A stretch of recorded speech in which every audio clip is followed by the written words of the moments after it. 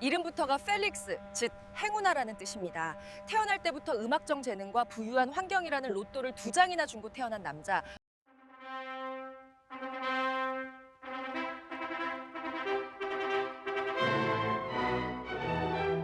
여러분 결혼식 하면 딱 떠오르는 이 노래 따다다단 하는 결혼 행진곡 다들 아시죠?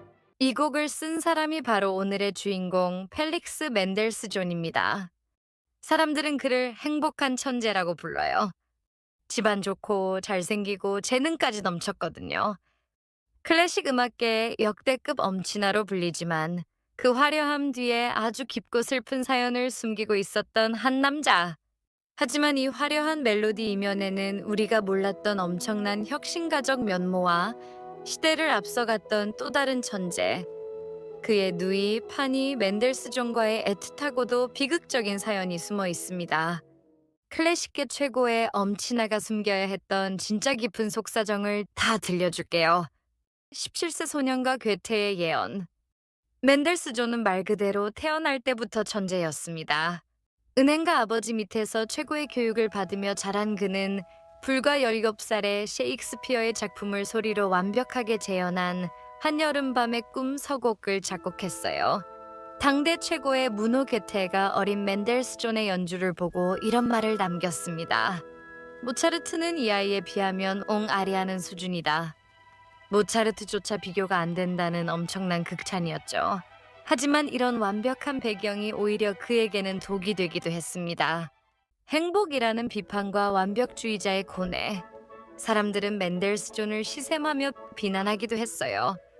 음악이 너무 행복하기만 하고 깊이가 없다는 거였죠.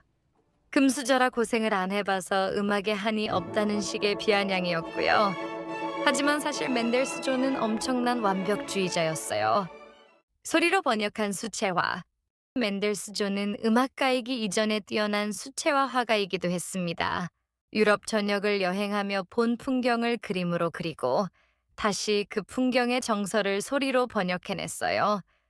교향곡 3번 스코틀랜드가 그 예인데 무너진 지붕과 폐허를 보고 느낀 어둡고 폭풍 우치는 감성을 음악에 담아냈죠.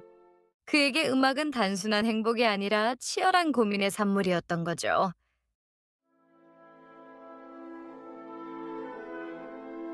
펠릭스 맨델스존의 교향곡 3번. 스코틀랜드에 얽힌 더 깊고 드라마틱한 비하인드 스토리를 들려드릴게요. 이 곡은 단순한 여행 기념품이 아니라 무려 13년에 걸친 한 천재의 집착과 영감이 빚어낸 역작입니다. 운명적인 그날의 기록. 1829년 7월 30일 20살의 청년 맨델스존은 친구 칼 클링게만과 함께 스코틀랜드 여행을 떠납니다. 안개가 자욱하게 깔린 에든버러의 홀리루드 궁전 옆, 무너져가는 홀리루드 채플에 발을 들인 순간이었죠. 지붕은 이미 무너져 하늘이 보이고 벽에는 담쟁이 덩굴이 엉겨붙어 있으며 재단 위에는 거친 풀들이 자라나고 있었어요. 맨델스존은 그 스산하면서도 장엄한 분위기에 압도당해 곧바로 악보를 꺼내 들었습니다. 그는 누나파니에게 보낸 편지에 이렇게 적었어요. 오늘 이 오래된 예배당에서 내 스코틀랜드 교향곡의 시작을 찾았어. 그는 눈으로 본 풍경을 소리로 번역하는 능력이 탁월했죠. 스코틀랜드 교향곡의 도입부를 들어보면 마치 안개가 낮게 깔린 북해의 거친 해안선과 차가운 공기가 느껴지는 것 같은데, 이는 그가 직접 스코틀랜드를 여행하며 스케치한 풍경들이 선율로 녹아들었기 때문입니다. 13년간의 완벽주의, 재밌는 건 그날 바로 영감을 얻었음에도 정작 곡을 완성하는 데는 무려 13년이 걸렸다는 사실입니다. 맨델스존 특유의 지독한 완벽주의 때문이었죠. 중간에 이탈리아 교향곡 같은 다른 명작들을 쏟아내면서도 그는 늘 스코틀랜드의 그 안개 낀 정서를 완벽하게 표현하지 못했다는 생각에 괴로워하며 악보를 고치고 또 고쳤습니다. 결국 1842년이 되어서야 이 곡은 세상에 나오게 됩니다. 쉼없이 몰아치는 혁신, 아타카. 이 곡에는 당시로선 파격적인 특징이 하나 있습니다. 바로 1악장부터 4악장까지 중간에 쉬지 않고 이어서 연주 아타카하라는 지시를 내린 것이죠. 왜 그랬을까요? 맨델스존은 자신이 스코틀랜드에서 느꼈던 그 장엄한 감정의 흐름이 박수 소리나 소음 때문에 끊기는 것을 원치 않았습니다. 그는 청중들이 마치 안개 속 폐허에서 시작해 폭풍우를 뚫고 승리의 창가에 도달하기까지 한편의 대하 드라마를 보는 것처럼 느끼길 원했던 거예요.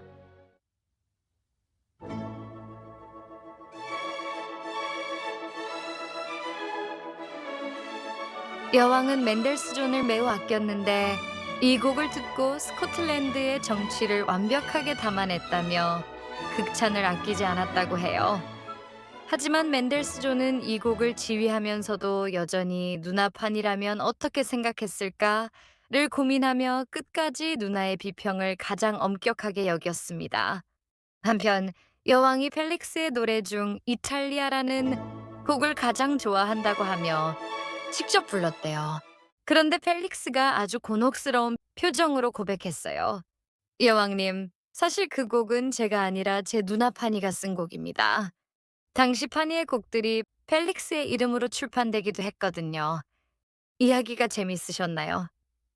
이 스토리를 알고 나서 교향곡 3번을 다시 들어보시면 처음에 나오는 차분하고 어두운 선율이 바로 그 지붕 없는 예배당의 풍경이라는 걸 금방 눈치채실 수 있을 거예요. 오늘날 명곡으로 꼽히는 교향곡 4번, 이탈리아를 아시나요? A장조의 푸른 하늘이라 불릴 만큼 아름다운 곡이지만 그는 평생 이 곡에 만족하지 못해 생전에 출판도 허락하지 않았습니다. 맨델스존이 클래식 역사에서 진짜 중요한 일을 한 게 있는데요. 바로 음악의 아버지 바흐를 구출한 거죠. 당시 바흐는 지루한 옛날 음악 취급을 받으며 잊혀져 가고 있었죠. 그런데 20살의 맨델스존이 바흐의 마테 순항곡을 직접 지휘해서 세상에 다시 알렸어요. 덕분에 바흐는 다시 음악의 아버지로 불리게 됐고요. 이건 정말 역사적인 사건이지요. 또 하나 신기한 사실. 이전까지는 지휘자가 따로 없어서 바이올린 연주자가 대충 고갯짓으로 박자를 맞췄대요. 그런데 맨델스존이 처음으로 지휘봉 바톤을 사용해서 오케스트라를 하나의 악기처럼 통제하기 시작했죠. 우리가 아는 마에스트로의 모습은 맨델스존이 만든 셈입니다. 형식을 파괴하다. 바이올린 협주곡 2단조. 그는 작곡에서도 혁신가였습니다. 유명한 바이올린 협주곡 2단조를 보면 원래는 오케스트라가 한참 연주하다가 바이올린이 나와야 하는데 이 곡은 시작하자마자 바이올린 솔로가 바로 튀어나와 게다가 악장 사이를 쉬지 않고 바로요. 이어서 연주하게 했지요. 당시 사람들한테는 정말 들어본 적 없는 파격적인 시도였죠. Fanny Mendelssohn, 시대가 가려버린 또 하나의 천재 누나의 비극. 이제 좀 슬픈 이야기를 해볼까요? 펠릭스에게는 누나판이 맨델스존이 있었어요. 그녀 역시 엄청난 천재였지만 당시 아버지는 음악은 너에게 장식품이어야 한다라는 냉정한 편지를 보냈다고 해요.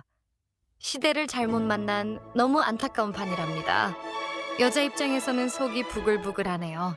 바니는 펠릭스의 음악적 소울메이트였고 심지어 바니가 쓴 곡이 펠릭스의 이름으로 출판되기도 했대요. 두 사람은 가사가 없어도 영원히 통하는 말 없는 노래를 통해 소통했죠.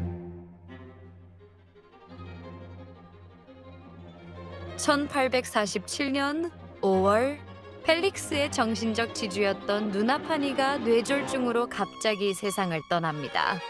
소식을 들은 펠릭스는 비명과도 같은 곡 현악사중주 6번 F단조를 작곡하며 절규했어요. 마지막 순간 결국 파니가 떠난 지 불과 6개월 뒤 펠릭스도 38세의 젊은 나이로 세상을 떠나고 말죠.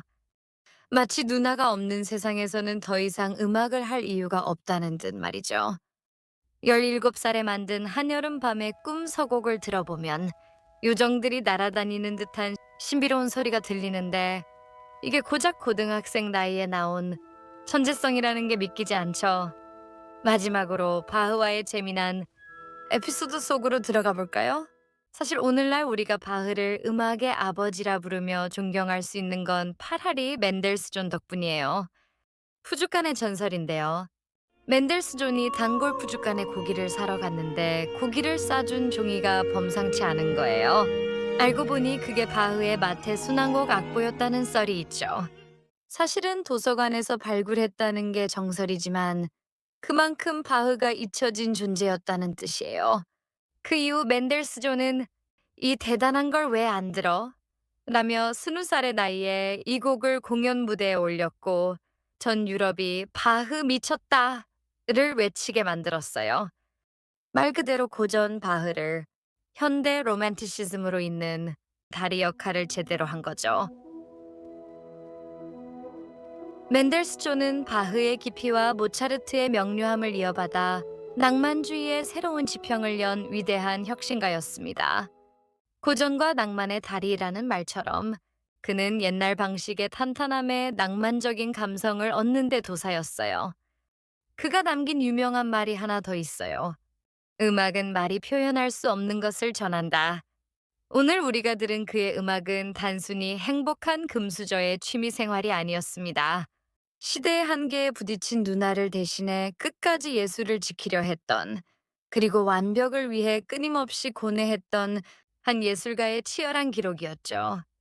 다음에 그의 음악을 듣게 된다면 그 맑은 선율 뒤에 숨겨진 뜨거운 눈물을 한번 느껴보세요.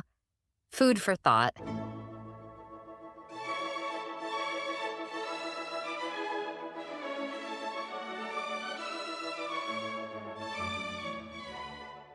이 썰에 대한 여러분의 생각은 어떠신가요? 댓글로 남겨주세요. 더 흥미로운 썰을 위해 구독과 좋아요라는 수사비를 지원해주세요. Inner Peace.